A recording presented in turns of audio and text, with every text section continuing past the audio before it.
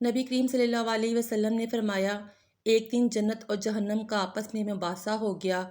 जहन्नम कहने लगी कि मेरे अंदर जो लोग आएंगे ना, वो बड़े बड़े सरदार, बड़े बड़े मुतकब्बर, बड़े बड़े जब्बार, बड़े बड़े लोग आएंगे। ये मेरी शायद फजीलत है। तो जन्नत ने जवाब में कहा कि मेरे अंदर तो फ़कीर और गरीब लोग ही आएंगे। मेरे अंदर तो वो लोग आएंगे जो दुनिया में बज़ाहिर बड़े बड़े नहीं थे।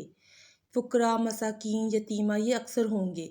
जब दोनों आपस में गुफ्तगू कर रहे थे तो रसूल करीम सल्लल्लाहु अलैहि वसल्लम फरमाते हैं, अल्लाह ताला ने फिर जन्नत से फरमाया अल्लाह ने जन्नत से फरमाया कि तू मेरी रहमत है और मैं अपने बंदों में से जिस पर रहमत करूँगा ना, तेरी सूरत में उस पर रहमत कर दूँगा।